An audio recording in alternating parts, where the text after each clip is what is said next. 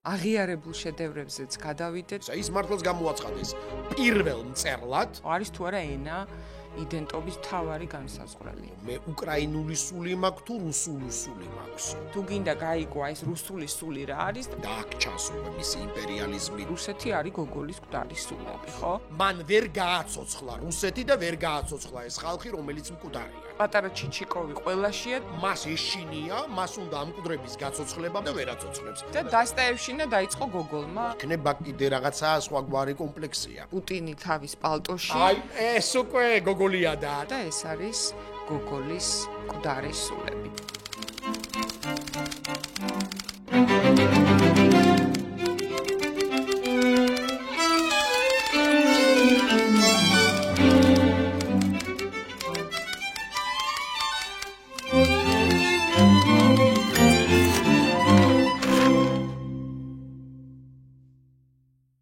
მოგესალმებით ჩვენს არხ მისმინეზე.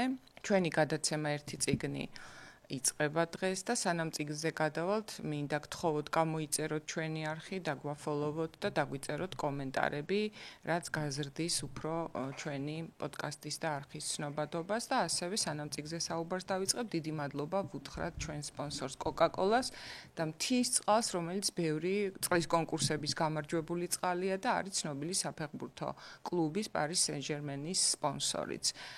რაც შეეხება წიგნს, დროა კონტროვერსიულ მწერლებსა და აღიარებულ შედევრებზეც გადავიდეთ და ეს არის გოგოლის მკვდარი სულები. დღეს ვილაპარაკებთ ამ წიგნზე და სანამ წიგნზე საუბარზე გადავალთ, მოდი ვთქვათ, რატომ ავირჩიეთ ეს წიგნი დღეს, რატომ არის მნიშვნელოვანი ამ პოლიტიკურ და გეოპოლიტიკურ კონტექსტში. ჩვენ ვილაპარაკებთ ადამიანზე, რომელიც დაიბადა უკრაინაში და ქონდა უკრაინულ პოლონური ფესვები, გაიზარდა იქ, მაგრამ გადაწყვიტა რომ წეროს რუსულ ენაზე, მიუხედავად რომ სახლში უკრაინულად საუბრობდნენ, ზოგადადაც აი ნამდვილი უკრაინელი იყო. გადაწყვიტა წასულიყო სანქტ-პეტერბურგში და ზოგადად იმპერიაში ეცადა ბედი. ალბათ ადამიანი რა ენაზეც ფიქრობს და წერს იქაურია, როგორ ფიქრობ. და მით უმეტეს თუ ის ემხრობა ზოგადად იმპერიის იდეას, ხო? გოგოლი ნამდვილად შეიძლება ითქვას, რომ მისი შეხედულებები იყო აი ამ რაღაც ველიკორუსული, მის ძერჟავის მოთრფიალე და თვლიდა რომ სამყაროში იმპერია არის სწორი მოდელი მართვის, ასე ვთქვათ. და ამის გამო, რა თქმა უნდა, უკრაინაში მას როგორც მწერალს ალბათ კი არა პრობლემები აქვს, რა თქმა უნდა, აღარ აღიარებენ მას უკრაინულ მწერლად და ზოგადად იცი რა მაინტერესებდა ცოტა ხანი სანამ წიგნზე გადავალთ რომ ვისაუბროთ. არის თუ არა მწერალი იქაური რა ენაზეც წერს და რომელ ქვეყანასაც წარმოადგენს, როგორც გაიცნობს სოფლიოს. მაგალითად, იგივე აი კაფკას შემთხვევაში შეგვიძლია ვთქვათ, რომ ეხლა არ თვლიდა თავს არც ჩეხად, არც გერმანელად, მიუხედავად იმისა, რომ გერმანულად წერდა, ხო? არის თუ არა ენა იდენტობის მთავარი განსაზღვრელი. ძალიან საინტერესო შეკითხვაა, იმიტომ რომ ის მწერლები, რომლებმაც შეცვალეს ენა, მათი იდენტობა მსოფლმხედველური არ არის გამოკვეთილი, თუ კი მათ თავად არ აქვთ ესეთი პოლიტიკური იდეოლოგიის ტირაჟირების სურვილი, როგორც შენ აღნიშნე, როგორც ეს გოგოლის შემთხვევაში მოხდა, ხო? ანუ ის ამბობს კიდეც უბრალოდ ერთ წერილში, ზუსტი ციტატა არ მახსოვს, მაგრამ სულზე ლაპარაკობს, რომ მე უკრაინული სული მაქვს თუ რუსული სული მაქვსო. და შემდეგ აი ამ ნარატივთან მიდის, სადაც ის ამბობს, რომ პრინციპში ეს ორი და აქ ჩანს უკვე მისი იმპერიალიზმი და დღეს კი უკვე რუსული იმპერიალისტური დისკურსისათვის არგუმენტი, რომ ის რაც აკლია უკრაინულ სულს, იმას ავსებს რუსული სული და ის რაც აკლია რუსულ სულს, იმას ავსებს უკრაინული სული. ამიტომ ეს ორი რაღაც ერთმთლიანობად უნდა იყოს განხილული. ამის გამოც რასაკვირველია ერთ-ერთი ასეთი პრეტენზია მასთან უკრაინაში. ცხადია. თორე ნაბოკოვი მაგალითად, რომელიც ჯერ წერდა რუსულად და შემდეგ წერდა ინგლისურად, ან ჯოზეფ კონრადი, რომელიც არის პოლონელი და წერს ინგლისურად, ხო, ნაბოკოვის შემთხვევაში კიდევ უფრო რთულია, ვთქვათ, ამერიკელი მწერალია თუ რუსი, ამერიკელი მწერალი. და ასე ჩვენი პოდკასტი იუნესკოთი დავიწყეთ, რომელიც ასევე ფრანგულად წერდა და ხო. ან თქვენ ჩვენი თანამედროვეობის შესანიშნავი მწერალი ნინო ხარატიშვილი, რომელიც არის გერმანულენოვანი მწერალი, მაგრამ მისი იდენტობა ქართულია, შეიძლება ასე ვთქვათ. ძალიან პირობითია. ამ შემთხვევაში ალბათ მაინც იდენტობას ენასთან ერთად ემატება საკუთარი პოლიტიკური სამხედროებრივი შეხედულება. რას ტირაჟირებს წერალი სულ ერთია რა ენაზე პრინციპში, ხო? მაგრამ და მოდი შეესწრა დაასრულე და ვიტყვი უკაცრავად გაგაცნო. არა, გარდა ამისა, მისი წერილები და მისი პათოსი თუ იმაზე მეტყოლებს, რომ თუნდაც იგივე ის წიგნი, რაზე ჩვენ დღეს უნდა ვილაპარაკოთ, მისი მთავარი ცხოვრების წიგნად მოიხსენება მის მიერვე და თან ამბობს, რომ უნდა აჩვენოს რუსს და ეს რუსული სული, ესე იგი რუსეთი აინტერესებს და აი ამ მალარასიას თulis ნაწილად რუსეთის, რაც რა თქმა უნდა უკრაინული იდენტობისთვის შეურაცხყოფელიც არის და გამომრიცხავიც იმის, რომ ის ჩაითვალოს უკრაინული იდენტობის მწერლად, მიუხედავად იმისა, რომ მართლაც და მასაც ალბათ თავის თავთანაც უნდა ქონოდა კითხვა, რომ პოლონეთის წილის მაშინ ძალიან დიდია, ხო, უკრაინულ გენშიც და იდენტობაშიც და კულტურაზე გავლენაც. მე ვფიქრობ, ალბათ რუსული, რა თქმა უნდა, უფრო მასშტაბური იყო ტერიტორიის და ივენაზე მოლაპარაკე ადამიანების რაოდენობის მიმართ და შეიძლება ასეთი ცნობილი არ ყოფილიყო, ხო, მხოლოდ უკრაინულ ენაში რო ჩარჩენილიყო, მაგრამ მართალი ხარ გეთანხმები, მაინც თავარი არა ის რა ენა, თუმცა რა ენაზე წერ და ფიქრობ ძალიან მნიშვნელოვანია. ენა არის ერთ-ერთი მთავარი ფუნდამენტი. გახსოვს მაქს ფრიშსაც აქვს სამშობლო ხომ არ არის ენა, რომელზეც გამოხატავს საკუთარ თავს. არის ენა, მაგრამ ამას ემატება შენი შეხედულებები. ხა თუ ნებისმიერი ქართული გვარის წერალი იქნებოდა თუ პოლიტიკოსი, რომელიც თავს აიგივებდა რუსულ იმპერიასთან, არ ითვლება ქართული იდენტობის მწერლად ან პოლიტიკოსად. ხო, ჩვენ ახლა ვერანაირად ვერ ვიამაყებთ, რომ მაგალითად სტალინი და ორჯონიკიძე იყვნენ ქართველები პირიქით.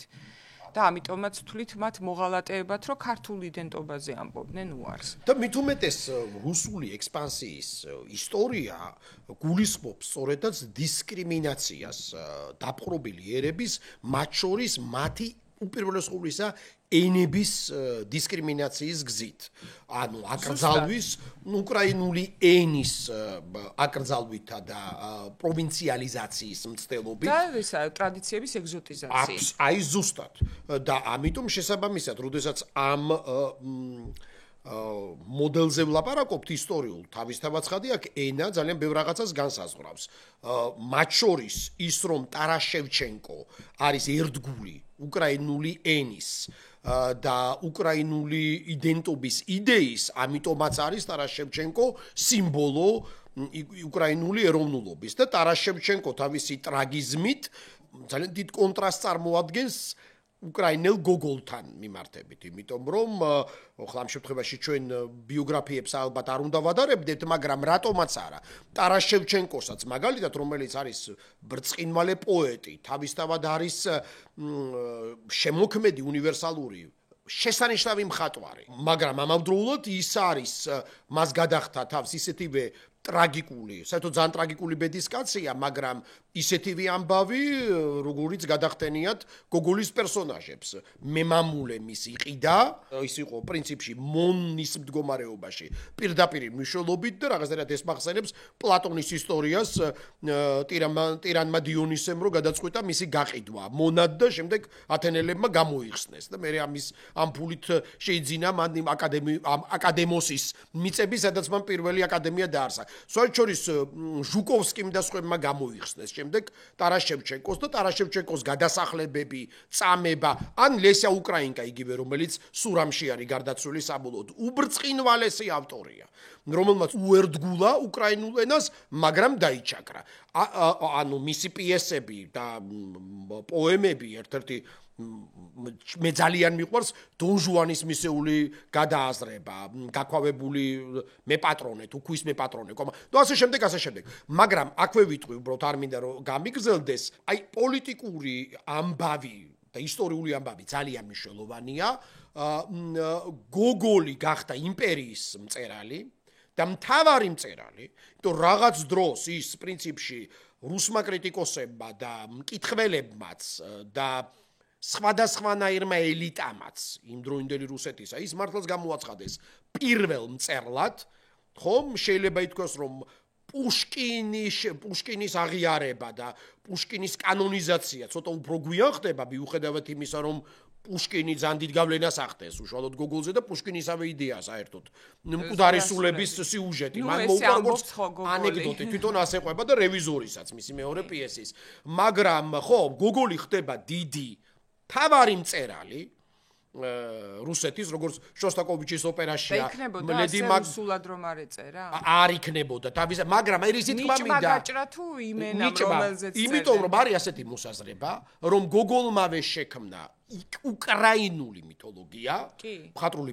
მირგოროდის პერიოდის მოთხრობები ან ხუტორზე საღამოები ბრწყინვა ვიეს საშინელებათა ჰორორი და ამავდროულად გოგოლმავე შექმნა რუსეთის მითოლოგია. თუ რაც შენახსენდა, მომდე ამაზეც მერე ვისაუბროთ, ჩიჩიკოვის მოგზაურობა მკვდარსულებში რუსეთში ეს არის ჯოჯოხეთში მოგზაურობა რუსულში, მაგრამ ეს გოგოლის რუსეთია. გოგოლის ფანტაზიაა თუ ნამდვილი რუსეთი, იმიტომ რომ ამ მიმართულებითაც ჩვენ შეგვიძლია ისევე როგორც ბოდიში აქვე ვიტყვი, ცხადია, მე მგონი ეს უკვე საკამათო არც რომ პეტერბურგის მითი იდუმალი ლიტერატურული პეტერბურგის შემზარავი აი ამ ჭაობებში მკვდარი ხალხის პეტერბურგის მითი და მისტიკური ნევის პროსპექტი იქნება თუ ეს არის შექმნილი გოგოლის მიერ და არა დოსტოევსკის მიერ გოგოლმა გამოიგონა ეს არის გოგოლის პეტერბურგი რომელიც იქცა პეტერბურგის მეტაფორად ლიტერატურულ მეტაფორად და შემდეგ ეს მისტიკა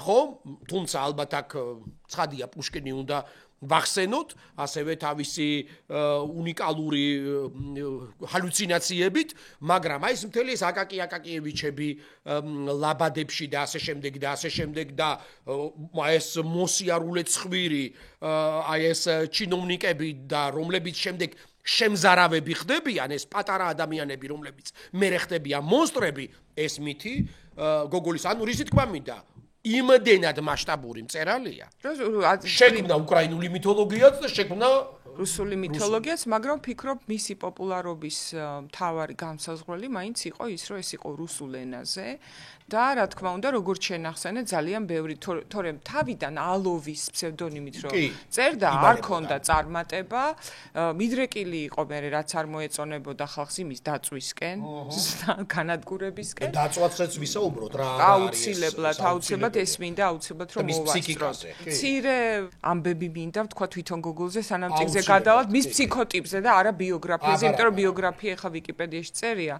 ეს არის მისი სულიერი მდგომარეობა, რამდენად მძიმე ბავშვობა, ყრმობა და ფიზიკური მდგომარეობა ჰქონდა და კიდევ ერთხელ ვწმუნდები, კიდევ ერთხელ რა ვიხსენებ რა და ვადარებ რა ჩვენს მიერ ნახსენებ ბევრ მწერალს, რომელიც ამ პოდკასტში ქონია, რომ ეს მუდმივი ფიზიკური უძლურება, რაც ამის შემთხვევაში კუჭნაწლავის მუშაობაში გამოიხატებოდა, ძალიან ისახებოდა თუნდაც იმ ჰალუცინაციებზე და სულიერ უღმარი ჩემი კუჭი მოთავსებული შემოწევში. მიდრეკილი იყო რაღაცების მოგონებისკენ არა მხოლოდ ლიტერატურაში, არამედ ცხოვრებაში და ამტკიცებდა, რომ ევროპაში მას უთხრეს, რომ კუჭი აქვს უკუღმა და ამით ის არის განსაკუთრებული ადამიანი.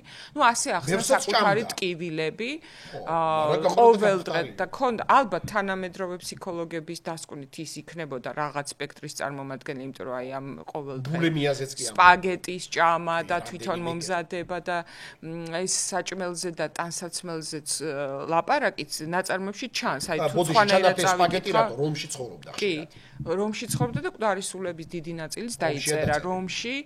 მისი მოგზაურობა დაიწყო რა პეტერბურგიდან ევროპაში, ყველა გერმანული ქალაქი გაიარა და ეზიარა ევროპულ კულტურას და ცხოვრებასაც და პარიზში არ მოწონდა ის რომ იქ არის დიდი პოლიტიკური ცხოვრება და ყველას თავის აზრი აქვს და რაღაცები თუხთუხებს და რაღაც ზედმეტი ყურადღება არის რაღაც კონსიუმერიზმზე, თავის მოვლაზე და ასე შემდეგ, ის ცნობილი ეგრეთ წოდებული არ ვიცი ქართულად როგორ ვთქვათ, ნირიახა იყო ასე ვთქვა და ამიტომ რა თქმა უნდა ქონდა მას ის თვისებები, რაც ალბათ სოციალიზაციაში ცხელს უშლიდა, იგონებდა უფრო მეტად პუშკინთან მეგობრობას, ვიდრე ეს რეალურად იყო, რომ პუშკინი მთლიანად ინსპირაცია ინფორმაცია მისგან მოდიოდა და რა თქმა უნდა იქ დაეწია რომში პუშკინის მკვლელობის ამბავი და იმაზე მეტად რა თქმა უნდა ამ ამბავმა ყველა დაამწუხა, მაგრამ ეს გოგოლის შემთხვევაში გამოიხატებოდა ძალიან მძაფრად. ზოგადად ვიღაცის სიკვდილს რომ იგებდა, აი თავისი სიკვდილის წინაც მეგობარი ქალის ვისთანაც მიმოწერა ქონდა იმის სიკვდილის შესახებ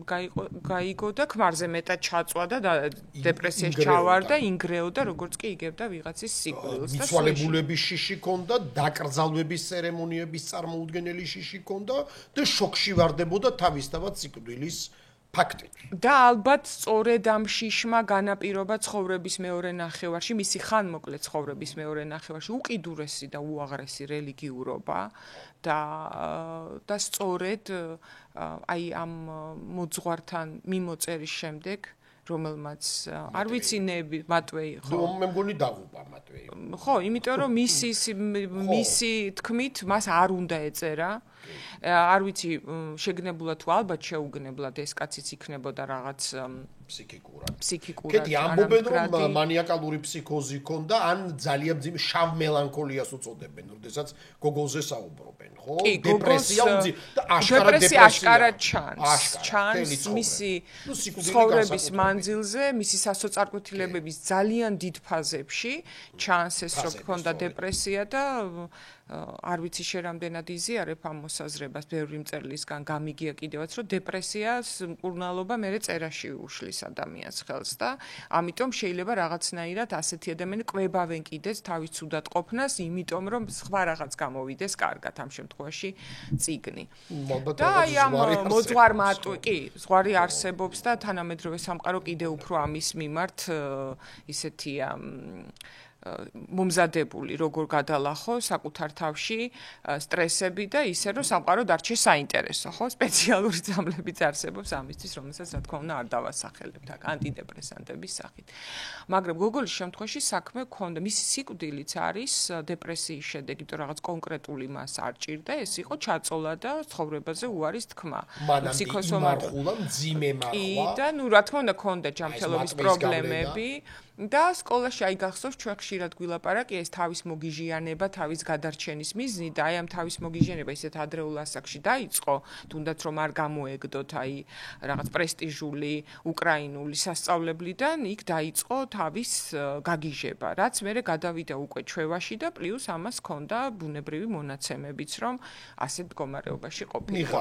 აი ამ მატვეი მუთხრა რომ შენ არ უნდა წერო და მით უმეტეს აი ეს მკვდარი სულები, მეორე ტომი, რომელიც მას გაეგზავნა ასაკითხად მიიღო პასუხი რომ ეს არის კატასტროფა ასე არ შეიძლება მის წერტო ჩაფიქრებული იყო ეს რუსული ტრილოგია თვარისულები იყო ჩაფიქრებული 3 ტომად ნუ ვერსია მოდი ნუ ხო კატეგორიულად ვერ ვიტყვით მაგრამ ნუ ის ვიცით რომ მეორე ტომი ნამდვილად ორჯერ დაიწერა და დაიწვა ხო და მესამეც ჩაფიქრებული სადაც ის ამბობს მაგალითად რომ უნდა აღწეროს თავიდან რაღაც ცუდი მერე სამშვენელი და ბოლოს გამოსავალი ხო ანუ დანტესტაებრივი კომედიის სქემას უნდა მიყვეს და ვფიქრობ იტალიაში ყოფნა კიდე ეს სურვილი გაამძაფრა რომ მანაც რაღაც როგორც დანტე არის იტალიური იდენტობის საფუძველი და კარკასი ასე ვთქვათ ასე უნდა და მას ეს ამბიცია ქონდა და არის კიდევაც ხო რუსეთი არის გოგოლის მკვდარი სულები ხო და აი მეორე ტომი როგორც კი პირველი ტომი არსებობს ჯოჯოხეთია და მოგზაურობა ჯოჯოხეთში იმიტომ რომ ყოველი შემდეგი მემამულე რომელიც მას ხდება კიდევ უფრო ჯოჯოხეთია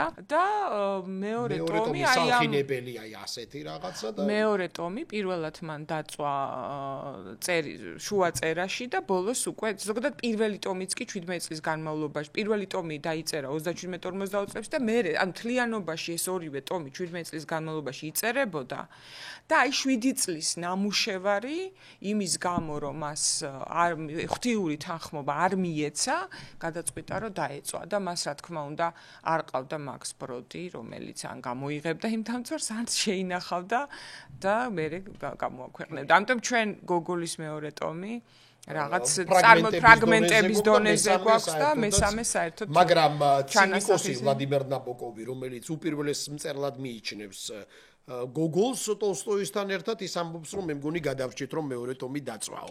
იმიტომ რომ იყო სწორედ გოგოლის რელიგიური ეგზალტაციის ამ პათოსის და ამ მდგომარეობის პირობებში დაწერილი. ალბათ უფრო დამძიმებული წერდა მეორედაც ვიდრე პირველს, კი. აბარა, კარგი პერსონაჟები, ეს კარგი პერსონაჟები მას გამოუვიდებთ, რომ მხოლოდ მატვეის არ მიუწია. არა, მისმა მეგობრებმა რომაც ვერ იცნეს მატვე დაუკრძალა პრინციპში წერა. რომ ეს არის ცოდვი სულიერ განვითარებაზე იფიქრე და არა წერაზეო. თითქოს წერა არ იყო სულიერი განვითარება. დაუპა ლიტერატურა მატვეი. ან პირიქით როგორც ნაბოკომა თქვა გადარჩინა რა ხა პირველი აქ უკვე ბოროტება და სიკეთე რა არის ვიბლანდებით ხო და კიდე პირველი ტომი არ დაწვა საბოლოოდ კი ეს იმიტომ რომ პირველი ტომი არის გამოცემას დაუტოვა და გაიქცა რომში კი და პირველი ტომი ნამდვილად შეიძლება ვთქვათ რომ რაც არ უნდა ვთქვათ გოგოლზე როგორი წარმოდგენებიც არ უნდა ქონდეს მის პოლიტიკურ რელიგიურ თუ სულიერ მდგომარეობაზე რაც არ უნდა ვიფიქროთ ეს წიგნი არის გენიალური ბევრი მხრივ და ხო და მოდი ესე ვთქვა რა კი რელიგიურ ეგზალტაციაზე ვლაპარაკობთ რომ ფაქტობრივად დღეს უკვე პოსტფაქტუმ თუ შეიძლება ასე ითქვას ფსიქიატრები ისტორიკოსები მის ასე ვთქვათ მის ავადმყოფობაზე საუბრობენ დღეს უფრო იმიტომ რომ მაშინ თვითონ ექიმებსაც გაუჭირდათ დიაგნოზირება რა ჭირდა გოგოლს მაგრამ თავისთავად თვითონ ეს რელიგიური ეგზალტაცია ტრაბახი მას აქ ასევე სტატიების კრებული და რომელიც ასევე ძალიან დიდი ფიასკო განიცადა ისე ვთქვათ რელიგიური პედაგოგიური მენტორის ინტონაციითა და სიბრძნით გაჯერებული რომელიც არის პრინციპში ძალიან ისეთი ფსიქოპატური სიბრძნე ეს საერთოდ ახასიათებთ რუს მწერლებს და დიდ რუს მწერლებს აი წვეროსნებს როგორც მათ უწოდებენ დასტაევშინა დაიწყო გოგოლმა ხო დოსტოევსკი რომელიც მის ახალგაზრდობაში რევოლუციონერებს უჭერდა მხარს და საერთოდ ყულფში ქონდა ლამისა თავი გაყოფილი კლავდნენ სიცოცხლის ბოლოს ხდება იმპერიალისტი სლავიანოფილი განსაკუთრებული და იმპერატორის მეხოტბე და კვდება პრინციპში რაღაცნაირ დღევანდელი წაკითხვით პრინციპში რუს ფაშისტად ტოლსტოი სპეციფიკური მოვლენა სრულიად რომელიც თავის რელიგიას იგონებს რაღაცნაირად და ასევე იმ იდეით არის შთაგონებული რომ რუსეთი უნდა იხსნას რაიმე ფორმით მისი სულიერება და სხვადასხვა და გოგოლი აძლევს კამერტონს მე მგონი ყველაზე რაციონალისტი ამათში პუშკინია რომელიც ახალგაზრდა ძალიან ახალგაზრდა მოკლეს ხომ და არ ვიცით როგორ იქნებოდა მისი თუმცა პუშკინსაც ჰქონდა ეს ეგზალტაცია როცა ნიკოლოზ პირველს შეხვდა და ნიკოლოზ პირველმა როდესაც გადაწყვიტა ჟანდარმა რო ცენზორი ყოფილიყო უკრაინის მიმართ დამოკიდებულება იმპერიალისტია ჩაულებრივი იმპერიალისტია რასაკვირველია მაგრამ ჩვენ რატომ თუ კითხავს ჩვენი მაყურებელი რომ რატომ უნდა ვილაპარაკოთ რუს მწერლებზე რაც მე მაგალითად არასწორი მგონია რომ რუსები არ წავიკითხოთ თუ კი რამე ჩვენ დაგვეხმარება შიშის დაძლევაში ჩვენი უბედურების დეკონსტრუქციაში და თუ კი რამე დაგვეხმარება გავიგოთ როგორ უნდა ვებრძოლოთ აქ მეტასტაზირებულ რუსულობას არის ზუსტად გოგოლის, დოსტოევსკის, ბულგაკოვის და ყველა ტოლსტოის და რუსული მწერლების წაკითხვა, სწორად წაკითხვა და გაგება. შიშის დაძლევის ერთ-ერთი მეთოდი არის იმის შესწავლა, რისიც გეშინია. და იმასთან მიახლოვება და არა შეყვარება. ეს ძალიან დიდი განსხვავებაა. იცნობენ ამ ბუნებას, აბარა, სწორი. და რაც თვითონ გააკეთეს, ან თვითონ ჩვენს მიმართ ეს გააკეთ, ჩვენი ეგზოტიზაცია, კარგად გაცნობა და სუსტი წერტილებზე მუდმივი ინსტრუმენტალიზაცია ჩვენი სუსტი წერტილების. მინდა შენ ამაზე გვისაუბრი, ანუ წაკითხვა ძალიან მნიშვნელოვანია ამ არგუმენტით.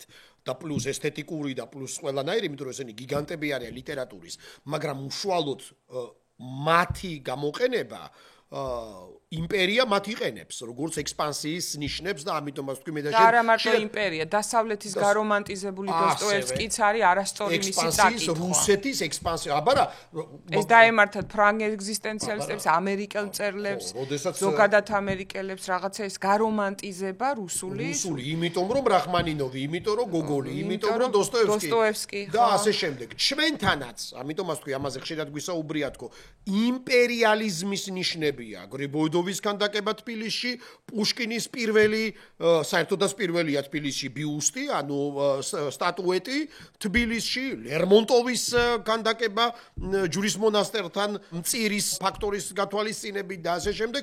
ყველა ეს ნიშანი იმპერია ამ ნიშნებს იყენებს. ამიტომაც აქვთ ახლა უკრაინელებს მე ვიტყოდი არა მაინც და მაინც ამ წერლების მიმართ, არა მათი ტექსტების მიმართ, ანტაგონიზმი, არამედ იმის მიმართ, როგორ იყენებს რუსეთის იმპერია და ამ შემთხვევაში პუტინისტური რუსეთი ამ ავტორებსაც ექსპანსიის ტერიტორიის მოსანიშნად. და ესეც არის საკამათო ჩვენ უნდა თქვას თუ არა მწერალმა, ფეხბურთელმა, მოცეკვავემ, ან ხალხისთვის საყვარელმა ავტორიტეტმა, ვინც იქნება სულ ერთია, ხო? რაღაც ისეთი, რაც მერე, ვთქვათ, იმპერია გამოიყენებს, ან რომელიმე მხარე, ან რას ირჩევს, ხო? ჩვენ გვინახავს მაგალითად რა პოზიცია აირჩია პოლიტიკასთან მიმართებით კამიუმ, სარტმა, იუნესკომ და მნიშვნელოვანია, იმიტომ რომ ძალიან ცოტა მწერალი ხვდებოდა საბოლოო ჯამში, რადგან მწერალი მაინც არის მოცული კვლევისკენ და არა იმისკენ ის მერე როგორ გამოჩნდება შორი დისტანციიდან, მაინც ის ფიქრობს, რომ უნდა თქვას, რასაც ფიქრობს. და მაინც გავაცალკევებდი ტექსტს, რადგან როგორც ვეთანხმები, ერთხელ რუსეთზე ძალიან კარგი რამე თქვა და ბოლომდე ვეთანხმები, რუსებს რომ მხოლოდ ეწერათ. ეს ყოფილიყო მათი მისია. ლიტერატურაში როლი დედამიწაზე რამდენად კარგი სამყარო გვექნებოდა. ანუ ის რაც მათ მხოლოდ გამოსდით, ეს არის ტექსტები. და ამისთვის რომ მიეძღვნათ საკუთარი თავი და ტერიტორია, ბევრად წინ იქნებოდა სამყარო. არ გამოიყენებდნენ ამ წერლებს და იქნებოდა ეს უბრალოდ პროფესიონალური და პროფესიული კვლევის საგნები და არა ის რომ ამით ვიხემძღვანელოთ. ანუ პუტინი არ იქნებდა, ვთქვათ, თვითონ ამ ტექსტებში უმეტესად ჩადებულია ეს ელემენტი იდეოლოგიზირებისა. ვთქვათ, რომ თუ კი რუსეთს ვინმე კიდევ კარგად იკვლევს, ეს არის უკდარსულებში ჩანს. არც იმ რუსეთს არ აქებს, ხო, ეს არის აბსოლუტური ჯოჯოხეთი. თუ გინდა გაიგვა ეს რუსული სული რა არის და დავიწყოთ აი ამ ჩიჩიკოვის ამბავი, რომელიც თავად გოგოლი როგორც აღწერს, პატარა ჩიჩიკოვი ყველაშია და ის ვისაც ჩიჩიკოვი ხვდება, კიდევ ყველა არის ჩიჩიკოვშიც. ანუ ვისაც ხვდება, ისეთი რაღაც მისი მახასიათებლებიც არის და იწყება რამდენიმე მემამულეს ხვდება და მისი მიზანია იყიდოს მკვდარი სულები, რომ ამით მერე გააფორმოს და რაღაც თამასუქს იძლევიან კრედიტს თუ ბევრი, ვთქვათ, 1000 მკვდარი სული თუ ყავს, რაღაც კრედიტი შეიძლება გამოიტანო და მერე ამით ასე ვთქვათ, გაქრე და დარჩე მდიდარი, ხო? და რამდენად გამოსდის ეს ძალიან საინტერესო მოგზაურობა, ისე როგორც ყველა ლიტერატურული მოგზაურობა და მამულიდან მამულში გადასვლა და აი ამ მემამულეებთან ურთიერთობა არის მართლაც ლიტერატურის შედევრი, რომ მოვაშოროთ ყველაფერი, რაც აქამდე გვითქვამს და ვილაპარაკია Google-ზე და წაგვიკითხავს, ხო? ავიღოთ მხოლოდ ტექსტი, რომელიც აჩვენებს აი ამ რუსული მოხერხებულობის თუ რა ქვია, აი თან მკვდარი სულები ხო იმას ნიშნავს, რომ ეს მარტო მკვდარ სულებზე კი არ არის, ვისაც ყიდულობს. ზოგადად რამდენად მკვდარია უკვე ყველა ვისაც ხვდება და თვითონაც იმ თავის რაღაც პატარა ჩემოდნით, რომელშიც უდევს ნივთები, ამას ყოველთვის გოგოლი ყურადღებას აცვეს, ვის რა აცვია ვირას ჭამს და ვის რა უდევს თავის საკვოიაში, ასე ვთქვათ, ხო? და პირველი ვისაც ხვდება არის მანილოვი, ეგრეთ წოდებული რუსეთისთვის ასე დამახასიათებელი ფსევდოინტელექტუალი, რომელმაც თითქოს რაღაცები იცის, რაღაცების გაკეთება უნდა. ამბობ მახსენდება და მეცინება. მთელი ეს სიტუაცია მანილოვის მისი ცოლით პირველივე შეხვედრა თავისი შვილებით თემისტოკლუსი, ანუ თემისტოკლუსი და მეორეს ალკიდე. და მასწავლებელი რო ღელავს ამ სადილის დროს. თვითონ ამ ბავშვებმაცო დიდად არაფერი იციან, ეს სახელებიც იმის ნიშანი. რატო აყოლებსო, ხო, თემისტოკლუს, რატომ ასეო? კი, და აქ ჩანს ვის დასცინის, ხო? ამ შემთხვევაში გოგოლი დასცინის რაღაცა მოგონილ ინტელექტუალიზმს და სურვილს აჩვენო, რომ იმაზე ჭკვიანი ხარ, ვიდრე სინამდვილეში ხარ და ვანიას და თეოდორის მაგივრად რაღაც სახელებს არქმე შვილებს, რომ აჩვენო რამდენად ჩვენ გვინახავს ეს აქაც გოცხადია. ხო, ელიტა და ეს არისტოფანის დარქმევა ბავშვის და ასე ხო. არა, ნუ ეს და პირველივე ხო მანილოვკა ხო, აქაც გლეხებს რო იკითხება მუსიკას. ორიგინალში წაკითხვა, ამიტომ დიდი პლუსია, ხო? ჯერ ხო იკითხება ზამანილოვკასად არის. ზამანილოვკა არის შეტყუებისი. რაღაც კარტულად თუ როგორ დავთქვათ.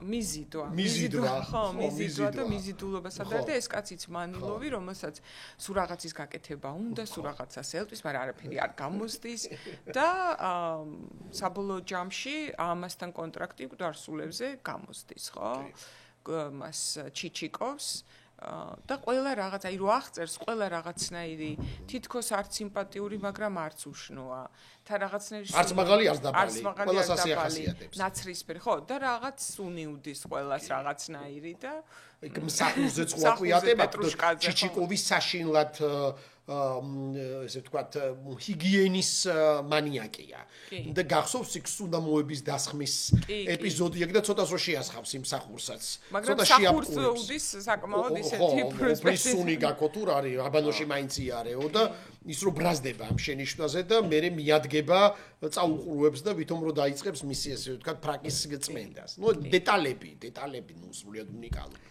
ხო, აი ამ დეტალებს ჩვენ ვერ მოვყვებით, მაგრამ შეგვიძლია აქტოვანება გავგიზიაროთ ამით. და შემდეგ ისევ შემთხვევით ხდება აი ამ კარობოჩკასთან, ხო? მე ხალი, რომელიც აი აქ ძალიან კარგად ჩანს ადამიანი, როდესაც სულელია და ჯიუტიც არის ერთდროულად და სქელშუბლა, როგორც თავად გოგოლი უწოდებს მას.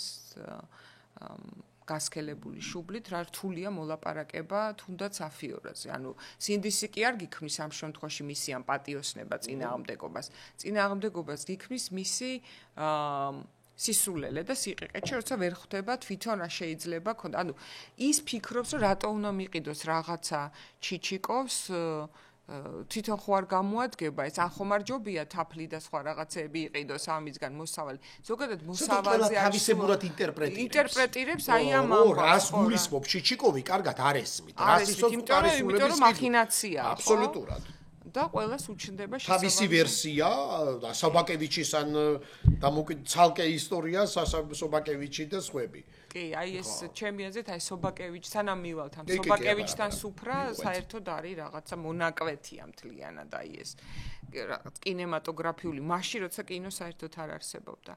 ხო, შემდეგ აღმოჩნდება კიდევ სხვა, აი ფსიქოტიპებია რუსული და ყოველი შემდეგი აი მანილოვზე უარესი არის კარობაჩკაზე უარესი არის მე ეს ნოზდრევი და ნოზდრევზე უარესი საბაკევიჩი და ბოლოს პლუშკინი თავდება, ანუ ყოველი შემდეგი მემამულე, რომელსაც ხვდება კიდევ უფრო დეგრადირებული, კიდევ უფრო განწირული და კიდევ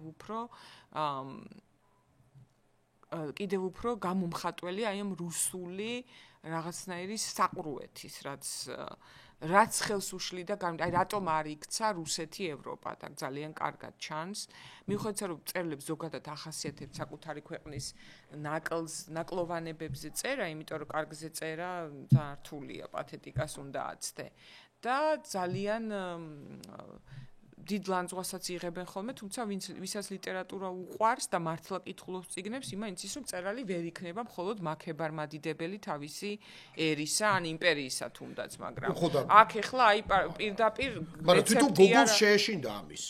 როდესაც გამოქვეყნდა და კრიტიკოსებმა დაინახეს, რომ ეს არის თქო ყველა იყო ახტაცებული მკითხველებიც მათ შორის რომ ეს არის კრიტიკა რუსეთის ბიუროკრატიის მაგითო ნაგულისხმები რომ მესამე ტომი არ უნდა რომ სოციალური კრიტიკოსი ყოფილიყო და მეგობრები ყავდა ბევრი კონსერვატორთა ასე გამოუვიდა ნებისმიერ შემთხვევაში უბრალოდ ძალიან მშიშარა და ფრთხილი იყო და არ წმულებდა ყველას რომ არავის კრიტიკა არ უნდა და იქნება კიდე რაღაცა სხვაგვარი კომპლექსია უკრაინელის რომელმაც უნდა დაამტკიცოს რომ უყვარს რუსეთი შეიძლება არ მინდა ახლა ამ სიღრმეებს შევყვე უბრალოდ არ მინდა რომ მოვწყდეთ ამ თანმიმდევრობას თხრობის ხო მაგრამ ეს ძალიან მნიშვნელოვანია შეიძლება ყოფილიყო ესეც ძალიან უნდა რაღაც მონუმენტურის დაწერა და ის არ გამოდის კარგი შედევრი ჩემი აზრით და კლასიკა განისაზღვრება ზუსტად იმით რამდენად თანამედროვეა ის ნებისმიერ შემდგომ წლებში წაკითხვისას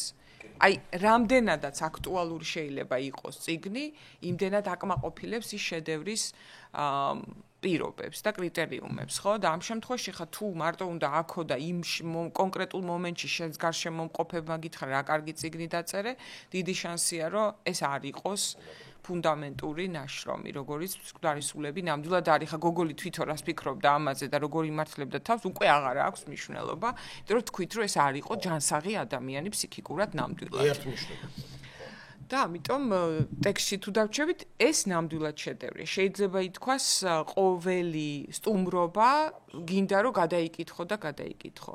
აი ეს ნოზდრევი თვითონ ძალიან გემოს ატანს მწერალი წერისას და ამას გრძნობს. კი და მე თუ ვთქვა ზედაპირული და როხროხა არის მასპინძელი საჭმელი არის თუდად გაკეთებული ან გადამწვარი ან ბოლომდე არ შემწვარი, იმიტომ რომ თუ მასპინძელს ფეხებზე კიდია ჭამა, ასე ექცევა ჩიჩიკოვსაც და შემდეგ უკვე გადადის აი ამ სობაკევიჩთან, რომელიც რაღაც რუსული დათვის განსახიერება დათვისებრია ხო წერს და აი ეს წარმოგიდგება ჯანსაღი კარგად მოსუქებული და რამდენ ჭამს აი ეს სცენა ხო გახსოვს რომ არ მთავრდება შემოტანა და ჭამა ისე რომ თვითონ ჩიჩიკოვი ცუდად ხდება მე ამდენი ჭამისგან მაგრამ აი ეს ყველაფერი ძალიან კარგად არც ვერც ერთი ეკრანიზაცია ვერ გაწვდა აი ამ სიმაღლეებს რამდენიც არ ყოფილა დარისულების და ეს ნიშნავს რომ ტექსტი არის გენიალური იმიტომ რომ ვერც კი ერევი იმდენი პატარა დეტალია რომ ყოველი წაკითხვის მერე რჩება შტაბეშება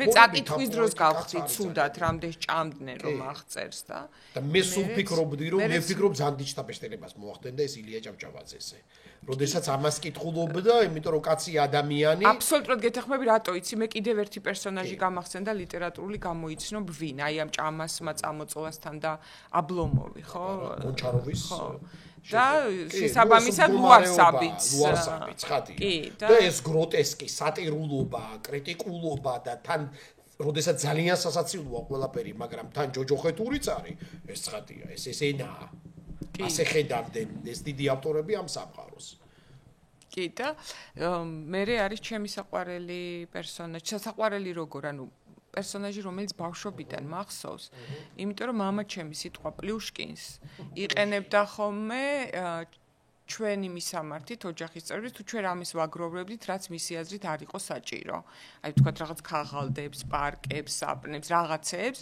რაც ვთქვათ არ იყო მისი თვალთახედვით ზედმეტი ნივთები იყო და არ უყვარდა ბევრი ზედმეტი ნივთი, იცით რომ თქვენ ხართ პლიუშკინები. ანუ იმიტომ რომ იმის სახში რაღაც საშინელი ბარდაგი ხდება, იმიტომ რომ რაღაც სრულიად უსარგებლო ნივთებისა და არეულობის და ქაოსის გარემოცვაში ცხოვრობს, ხო? და არის ესეც დეგრადირებული მემამულე, რომელიც ასევე სიმბოლოა აი ამ რუსული ხასიათის.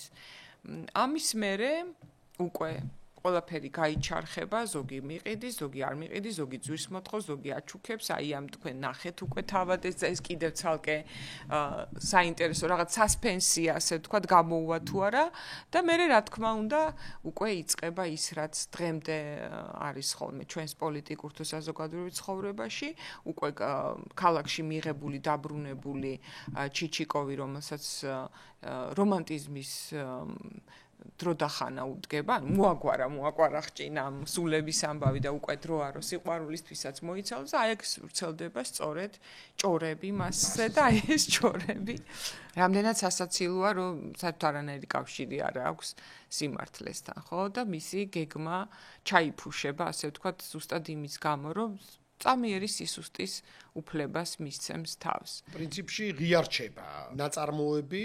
ხო, მიდის კიდევ რაღაცის დასაშავებლად. ხო, ცხადია და კოპეიკინის ეს ფინალ და ბოლო თავი შეიძლება ასე ითქვას, მე თავი არის ამ გასაღები. და ხო, აი მეც ახლა მიჭირს რომელიმე ერთი ეპიზოდი და დეტალი გამოვარჩევ, იმიტომ რომ აი ამ დიდ პანელში ქალაქი რო გაიყო თქვა თორად ერთნი რო რაღაც ვერსიას განავითარებდნენ რომ აი ამ ქალთან ერთად გეგმავს გაქცევას და რაღაც ამბები ქალების პარტია რო ცალკე შეიქმნა რომლებიც ანტიჩიჩიკოვისტები და კაცების თავის ვერსია ნუ ბუნებრივია იმიტომ რომ ხდება ინტერპრეტაციის საგანი მაგრამ თავისთავად თვითონ ანუ რომანის სტრუქტურაზე თუ გვიჩვევ საუბრობ და იდეაზე და ჩვენ ვახსენეთ დანტეს ღვთაებრივი კომედია იმის და მიუხედავად რომ ჩვენ ძალიან ბევრს ვიცინით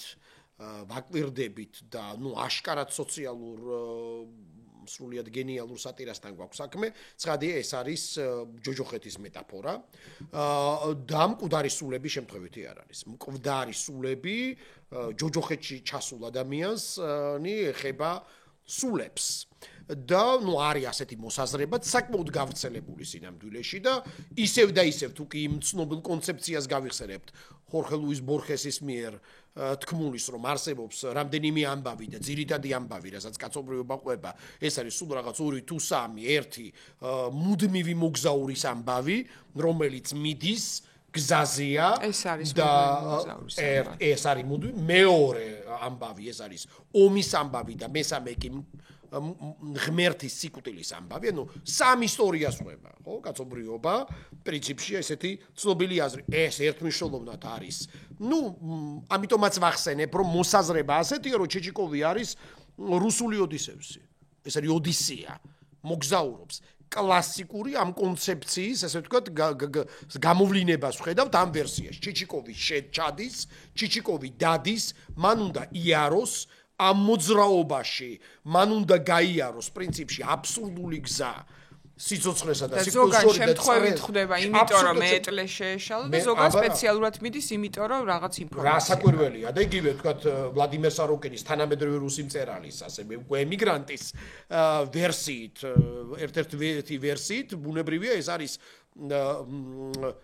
მუდმივი მსვლელობა წრეზე რომ უშველებელი ტერიტორია ეს რუსეთის ტრამალები თუ ეს NN ქალაქი ხო პირობითი ქალაქია ხო პრინციპში ეს არის რაღაცა ჯოჯოხეთის ადგილი აი ასეთი როგორიც ის არის მაგრამ ეს არის სვლა წრეზე ანუ აი ეს ტროიკა და ეს ბრიჩკა როგორც თვითონ რუსულად ამბობს აღწერს გოგოლი ეს მუდმივად აი ამ პრინციპში კლაუსტროფობია ეს ჩიჩიკოვს სახლი არ აქვს ის საიდან მოვიდა და სად მიდის პირობითია, იმიტომ რომ რაღაცნაირად ეს არის მუდმივი სვლა არსაით. არსაით და რაც თავარია, მკვდარი სულები ჩემი აზრით მხოლოდ იმ სულების გამო არ ქვია, რასაც ყიდულობს. ეს არის თვითონაც მკვდარი. მკვდარია, ყველა მკვდარია. წრეზე განწირული და ყველა ვისაც ხვდება. არ არის ეს არის მკვდარი. ამიტომაც არ ვიცი, ალბათ კი არა და ნამდვილად არ უნდა და Google-ს ასეა გამოსვლოდა. მაგრამ სწორედ ამ წიგშია მიზეზი, რატომ არ გამოვიდა რუსეთისგან თუნდაც განვითარებული იმპერია, რატომ არის ეს როგორც იმპერია ამ ხრივაც კი უბადრუკი, ასეთი იყო, რატომ აგებდა ომებს და კიდევ წააგებს და რატომ არ აქვს მომავალი აი ესე წრეზე სიარულს და მკვდარ სულად ყოფნას.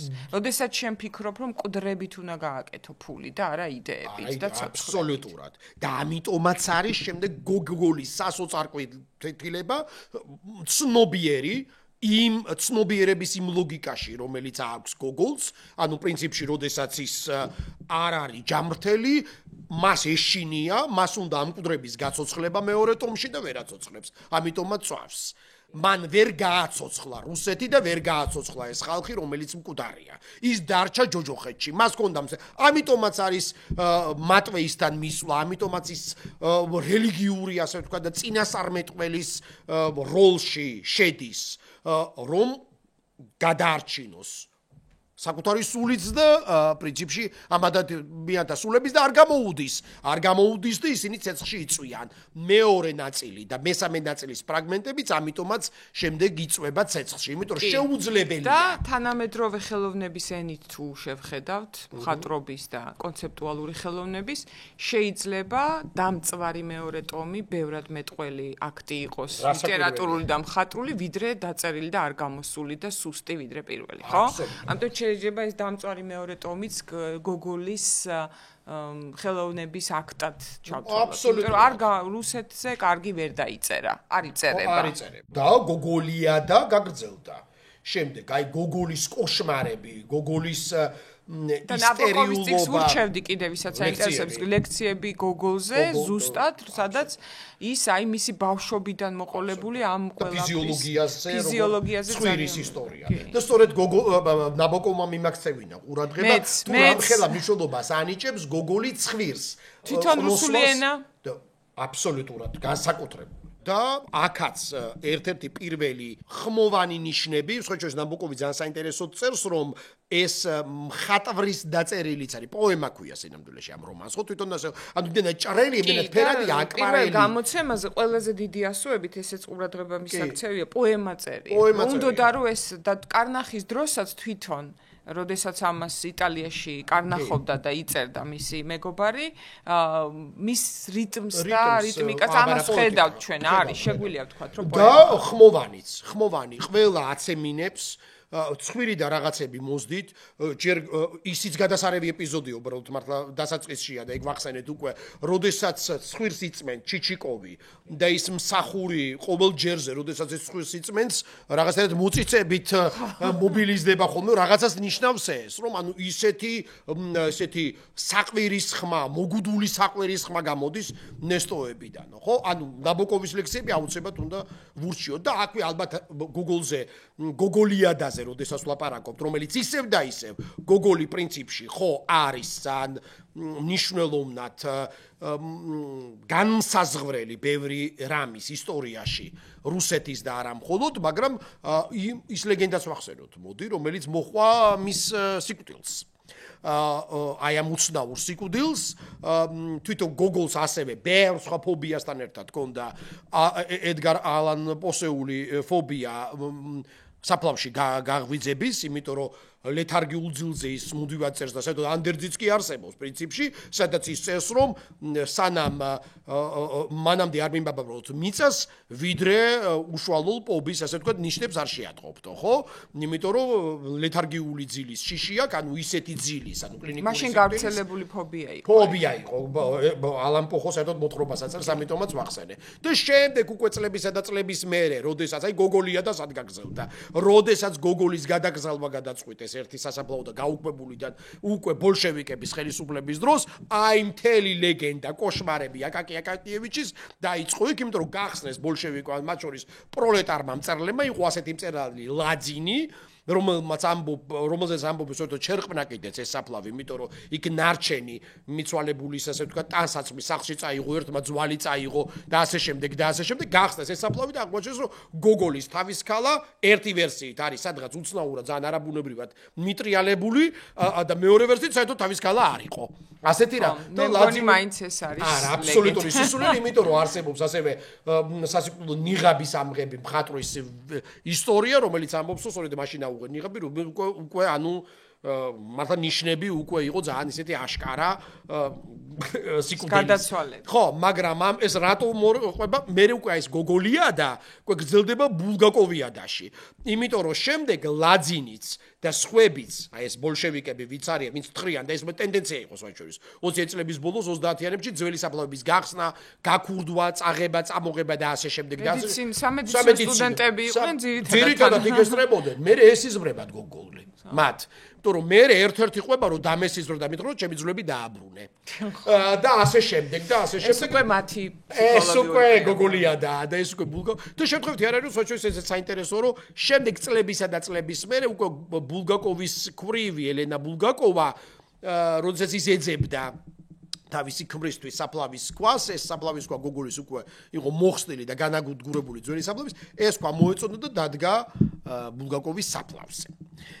და ესეც რაღაცნაირად ისეთი გარკვეული კავშირია მისტიციზმის, დემონოლოგიის, მე ასე ვიტყოდი, და რუსული ისტორიის, აი რაღაცნაირად როგორ ვთქვა, არც ვიცი.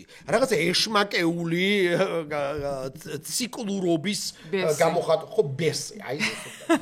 ხო და იცი რა არის, თან რაციონალურადაც რო შევხედო, თუ ჩათვლი რომ რაღაც დემონური სამყარო უნდა შექმნა და მისტიკური ეს გამოგივა. აბსოლუტურად. იმიტომ რომ ნიშნებს ყველგან დაინახავ, თუ ამის დანახვის სურვილი გაქვს. თუ არა და ახსნი, ჩემთვის მაგალითად აი ეს მთელი გოგოლიადას მისი სიკვდილის შემდგომი არის მონაჩმახი და მოფიქრებული და მისი, თუმცა ეს გამოიწვია გოგოლმა. მან განსაზღვრა, რომ სიკვდილის მერეც ასე ყოფილიყო მასზე, ხო? აბარა და უმთავრესი რაღაცას განსაზღვრა. აბსოლუტურად არაცნობიერად. აი სწორედ მანილოვებისა და ხსენებული აკაკი აკაკიევიჩები, რომლებიც აი ეს პატარა ადამიანები, ეგრეთ წოდებული, რომლებიც მერე ხდებიან მონსტრები. აკაკი აკაკიევიჩიც გახდა მონსტრი. რუსული სული უნდა ვიცოდეთ კარგად. პუტინი თავის პალტოში არის მონსტრი. შინელი. ეს ნაცრისფერი კაცი თავის აი ამის მე პირველად ეს ფოტო რომ ნახე ამ რაღაც საოცარ პალტოში, ყავისფერში, პირველი ეგ მე მახსოვს შენ მითხარი კიდეც, აკაკი. და ეს არის რადაც მე იქცევა ხოლმე. ამიტომ არის ლიტერატურის და განსაკუთრებით მტერის სახელმწიფოს ლიტერატურის უკიდურესად მნიშვნელოვანი და კიდევ ერთ ვიტყვი, იცი წარსული, როგორც ლიტერატურა, ისტორია და პატერნები, მაშინ შეგიძლია იცოდე რა გელოდება მომავალში, რომელიც უკვე გაქვს შანსი რომ აიცილო. და შეცვალო, პატერნის შეცვალო, ხო?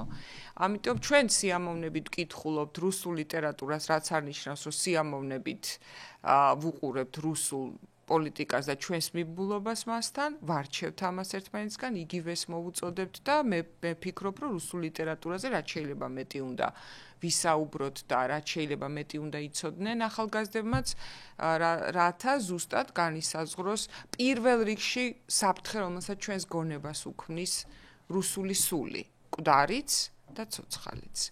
ამით გემშვიდობებით, ჩვენ რა თქმა უნდა ისეთ წიგნზე ვლაპარაკობთ, კიდევ ბევრი შეიძლება გვესაუბრა, მაგრამ ვფიქრობ, გადაკითხვის დროა, განსაკუთრებით ამ ძიმე პერიოდში ზამთარი მოდის და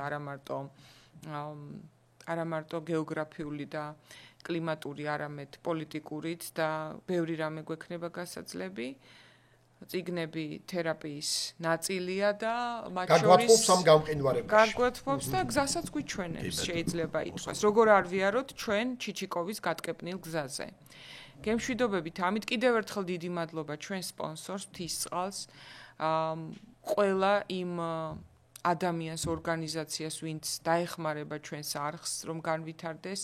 YouTube არხების მომრავლება ნიშნავს, რომ ქვეყანაში სხვა არხები შედარებით უკვე შეზღუდულია და გვინდა რომ გთხოვოთ გამოიწერეთ ჩვენი არხი და მადლობა ჩვენს ერთგულ მაყურებელს, შევხვდებით შემდეგ წიგნთან.